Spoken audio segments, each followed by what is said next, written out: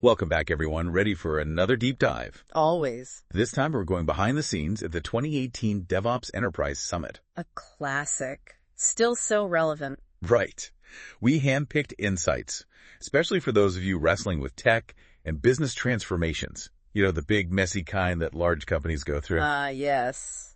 The fun kind. Well, it can be fun if you approach it right, which is what this deep dive is all about. And we've got a real mix of stuff to dig into.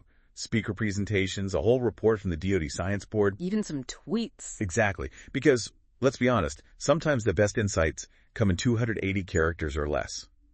But before we get lost in the data, I want you to think about something. In your organization, what's the biggest headache when it comes to change? Innovation. Or just keeping up with the pace of everything. Yeah, keep that in mind as we go. Because you might just find that missing piece of the puzzle. All right, first thing that grabbed me. Over 4 million CICS and IMS transactions every second. That's from Internet Live Stats. Mind-boggling, isn't it?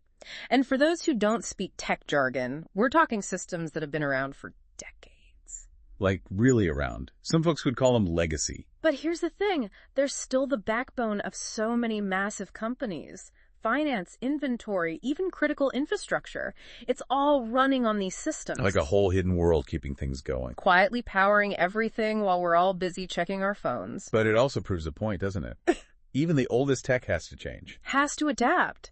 It's not about chasing the latest shiny object, but staying relevant. Like one of our sources put it, software is eating the world. Is it, though? Or is it just getting really hungry all of a sudden? Good one. But you know what I mean. It's the experiences software creates that are changing everything. The way we live, work, interact, it's all driven by software now. That's the key takeaway there. It's not about the tech itself, it's the impact. And that brings us to our next big theme. People. We can automate all we want. But people and processes are still the heart of the matter. You know what really drove that home for me? This Twitter thread by Derek Weeks. All about patch management. Now, patch management, not exactly glamorous. Not the sexiest topic. But his point was brilliant. Even if you automate it, you still need people to manage the process, make sure it's all working right. You know, the human touch. Absolutely. And that leads perfectly into what Jacqueline Damiano talked about. The confidence gap. This one's especially important for women in tech, right? It's a huge factor. You've got these male-dominated fields, and often women underestimate their own abilities. Which can impact everything. Their willingness to lead, to speak up, to drive change. Yeah, exactly. And this is for every leader to think about. Not just a women's issue, right? Yeah. What are you doing to empower women in your organization? I mean, beyond just hiring them, are you building an environment where they feel supported? Where they have the confidence to step up and lead? That's the real question. All right, so we've got people, we've got tech. Let's talk about scaling this whole transformation thing. Yeah. Nationwide Insurance, they've got a pretty interesting case study here. Right. They went from a project-focused model to a product-centric one.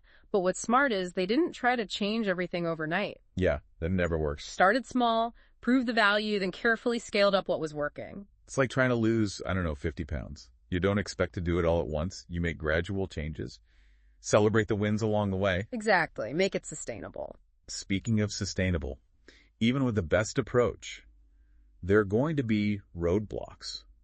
What are some of the biggest obstacles you see out there? Well, a few come up over and over again. Damon Edwards talked about silos and queues. The classic corporate nightmare. They slow down everything, kill innovation before it even has a chance. And then there's the toil problem. Ah, yes, toil.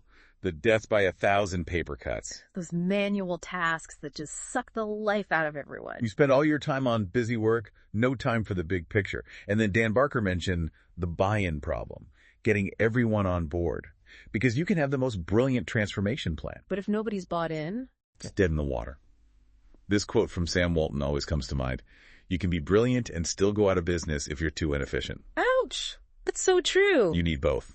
Great ideas and the ability to execute them well.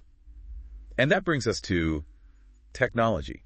We heard a lot about automation, cloud platforms. And of course, the darling of the moment, Kubernetes. Kubernetes, the term that launched 1,000 blog posts. For those of us who aren't coding wizards, what's the deal with Kubernetes? Think of it like an orchestra conductor for your software.